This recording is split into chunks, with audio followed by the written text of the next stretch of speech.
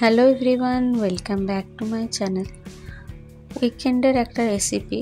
Weekend মানেই তো একটু বাড়িতে চিকেন হতে হবে, তাই না?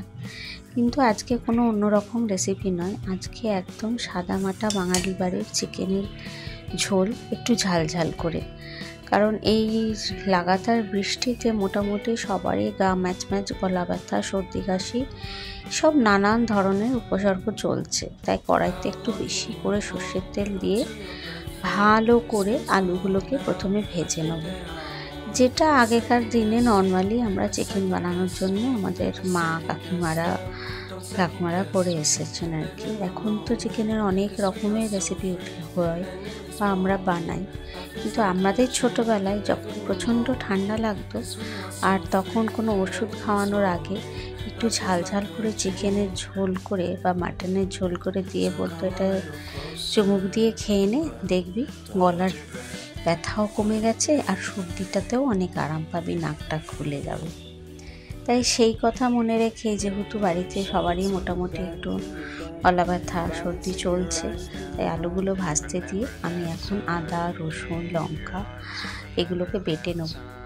একটু রসুনের পরিমাণটা বেশি দিয়েছি, কারণ একটু রসুনটা বেশি দিলে একটু কষালে ভালো গন্ধও আসবে আর খেতেও একটু টেস্টি হবে। আর তার সঙ্গে শুকনো লঙ্কা নিয়ে নিচ্ছি 3টে, আর কাঁচা লঙ্কা নিয়েছি 2টো। এইগুলোকে ভালো করে পেস্ট করে নেব। এবার বলতে পারো, হ্যাঁ এত লঙ্কা? হ্যাঁ, লঙ্কাটা ওই যে বললাম একটু ঝাল ঝাল করে বানানোর জন্য। দেখতেই পাচ্ছ ডার্ক ব্রাউন হয়ে যাওয়ার পরে আমি আলুগুলোকে ভেজে তুলে নিচ্ছি। তোমাদের যদি মনে হয় এত লঙ্কা দিয়ে চিকেন খাবো না, তো তোমরা লঙ্কার পরিমাণ কমিয়ে দিতে পারো। প্রথমে গরম মশলা, তেজপাতাগুলো আমি ফোড়নে দিয়ে আমি চিকেনগুলোকে একদম লো ফ্লেমে খুব ভালো করে বেশ কিছুক্ষণ ধরে একটু নাড়িয়ে চাড়িয়ে ভেজে নেব। এতে কি হবে, চিকেনের যতক্ষণ রঙটা চেঞ্জ হবে আর চিকেনের মধ্যে পুরো গরম মশলার যে ফ্লেভারটা ওটা চলে যাবে, তাতে গন্ধটা ভীষণ ভালো আসবে। তাই জন্য দেখতেই পাচ্ছ আমি নাড়িয়ে চাড়িয়ে পুরো লো ফ্লেমে আমি চিকেনটাকে ভেজে নিচ্ছি। আচ্ছা, তোমাদের বাড়িতে ঠান্ডা লাগলে তোমাদের মায়েরা কি করতো আমাকে একটু জানিও, কারণ আমিও তো তোমাদের কাছ থেকে অনেক কিছু শিখছি, জানছি আর ভালোও লাগছে। দেখো, চিকেনটা ভাজা হাফ হয়ে যাওয়ার পরে আমি এখন 3টে মাঝারি সাইজের পেঁয়াজ কেটে রেখেছিলাম, সেটাই আমি এর সঙ্গে আবার নাড়াচাড়া করে ভাজতে থাকবো। চিকেন বা মাটন যাই রান্না করো না কেন, খুব ভালো করে যেটাকে কষানো যাবে ততটাই এটা সুস্বাদু হবে। তাই গ্যাসের ফ্লেমটা কমিয়ে আমি এবার সব মশলাগুলো একে একে দিয়ে দেবো। যে মশলাটা আমি বেটে নিয়েছিলাম আদা, রসুন, লঙ্কা, সেই মশলাটা সেই বাটাটা আগে প্রথমে দিলাম। আর রেগুলারে যে গুঁড়ো মশলাগুলো আমরা দিই রান্নায়, জিরে ধনে গুঁড়ো, তার সঙ্গে নুন, তার সঙ্গে হলুদ, এই সবটা দিয়ে আবারও আমি, দেখতেই পাচ্ছ অলরেডি সাইড থেকে তেল আর জল একসঙ্গে একটা বেরিয়ে মোটামুটি একটা সাইড চিকেনটা ভাজা হওয়ার পরে মোটামুটি একটু হালকা হালকা তেলও ছেড়েছে। এবার আমি ওই তেলটার মধ্যে এই মশলাগুলো দিয়ে কষাতে থাকবো আর মাঝে মাঝে ঢাকা দিয়ে থাকবো। কদিনের বৃষ্টিতে বেশ নাজেহাল অবস্থা আমাদের কলকাতাবাসী। কোথায় যে জামা কাপড় শুকোবো আর কোথায় কি করব, আর বাইরে বেরোতে মহা বিরক্তি লাগছে। কোনো কাজকর্মতেই যেন ঠিকঠাক মন লাগছে না, আবার ঘরে থাকতেও একরকমভাবে সব বিরক্ত হয়ে যাচ্ছে। তাই একটাই তৃপ্তির বিষয় যে নানান রকম রান্না করে এই সময় ঘরে খাও। তাতে কি হয়, ওই পেট শান্ত থাকলে মনও শান্ত, মন শান্ত থাকলে মাথাও শান্ত। ওই যা আর কি হয়ে আমরা শুনে আসি তাই করতে থাকি। কিন্তু এই ব্যস্ততম জীবনে এখন আমি নুনটা দিয়ে দিচ্ছি।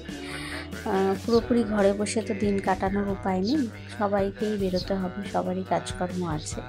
আর সেই বাইরে বেরোনো, বৃষ্টিতে ভেজা সব কিছুর মধ্যেই সর্দি, কাশি, জ্বর, গা হাত ব্যথা সবই থাকে। তাই এইরকম কোনো রেসিপি একটু ঝাল ঝাল করে, একটু চিকেন কষা বা একটু চিকেনের ঝোল, এই দেখো এই সময় আমি আলুগুলোও দিয়ে দিলাম। আর আলুটাও আমি এই চিকেনের সঙ্গে মশলার সঙ্গে কষিয়ে নিই। তাতে কি হয় জানো তো, এই আলুর মধ্যেও পুরো এই কষানোর যে মশলার যে ফ্লেভারটা সেটা পুরো ঢুকে যায়, তাতে খেতে ভীষণ ভালো লাগে আলুগুলো। এখন আমি খানিকক্ষণের জন্য ঢেকে রেখে দিয়েছি। আর ঢেকে রাখার পরেই দেখবে সাইড থেকে পুরো তেলটা বেরিয়ে আসে আর ভীষণ সুন্দর একটা গন্ধও বেরোয়। যেহেতু পুরো চিকেনটাই আমি গরম মশলা দিয়ে ভেজেছি, তাতে একটা অন্যরকম তো গন্ধ আসে। তবে হ্যাঁ, ছোটোবেলায় সেই মায়ের হাতের রান্নার মতন হয়তো পুরোটা করে ওঠা যায় না। আমরা হাজার চেষ্টা করেও সেই ছোটোবেলার মাংসর এটা মেটাতে পারবো না, কিন্তু চেষ্টা তো করতে পারি। দেখো আমি ওই তেলের মধ্যেই পুরোটা দিয়ে মোটামুটি, এরপরে আমি কি করব, ওই মিক্সিতে যে মশলাটা রেখে থাকে সেটা দিয়ে একটু জল দিয়ে তার সঙ্গে আমি পরিমাণ মতো, যদি কেউ মনে করো যে না আমি কষা কষা খাবো, তাতে এতটা জল দেওয়ার দরকার নেই। আর যদি একটু ঝোল খেতে চাও তাতে আরও একটু জল মিশিয়ে আমি একটু মাইক্রোওভেনে জলটাকে গরম করতে দিয়ে দিলাম। কারণ মশলাটা কষে যাওয়ার পরে আর ওই ঠান্ডা জল দিলে না ঠিক মাংসের স্বাদটা মানে ঠিকঠাক হয় না। তাই জন্যে আমি যখনই মাংস বা মাটন কিছু এরকম ধরনের রান্না করি, আমি কড়াইতে ভালো করে কষিয়ে নেওয়ার পর জলটা আমি একটু উষ্ণ গরম করে নিই। দেখতেই পাচ্ছ আমার আলু চিকেন মোটামুটি সবই সেদ্ধ হয়ে গেছে কষাতে কষাতে। শুধু একটু জলটা নিয়ে খানিকক্ষণ ফুটিয়ে নেব। দেখো সবই আমার সেদ্ধ হয়ে গেছে। আমি খুন্তি নিয়ে নেড়ে নেড়ে একবার দেখে নিলাম। একটু কষিয়ে নেওয়ার পর ভালো করে জলটা ফুটিয়ে নেব, যাতে মশলাগুলো পুরো আলু আর এর মধ্যে ঢুকে যায়। আমি দুটো এমনি কাঁচা লঙ্কা ওপর থেকে দিয়ে দিলাম, যদি আরও একটু বেশি ভাতের সঙ্গে ঝাল খেতে ইচ্ছা করে যাতে লঙ্কাটা মেখে আমরা খেতে পারি। দেখো এবার আমি খানিকক্ষণের জন্য এটা ভালো করে ফুটতে দেবো। আর ফুটে উঠলে যেমন যথারীতি আমরা ঘি গরম মশলা দিয়ে আমি নামিয়ে নিই। আমরা রান্নাটা অলমোস্ট কমপ্লিটের দিকে। তো এই পুরো রেসিপিটা তোমাদের কেমন লাগে বা কেমন লাগলো অবশ্যই আমাকে কমেন্ট বক্সে জানিও। আর প্লিজ চ্যানেলটাকে সাবস্ক্রাইব করে আমার আরও একটু ওপরের দিকে যাওয়ার তোমরা সাহায্য করে দাও। কারণ যত তোমরা পাশে থাকবে ততই আমি আরও নতুন নতুন রেসিপি ভিডিও নিয়ে আসতে পারবো। এখন আমি গরম মশলাটা দিয়ে দিলাম। চিকেনটার ঝোলটা ফুটে যাওয়ার পর আর একটু ঘি সব দিয়ে আবার একটু ফুটিয়ে নিয়ে নাড়াচাড়া করে এবার নামিয়ে নেওয়ার পালা।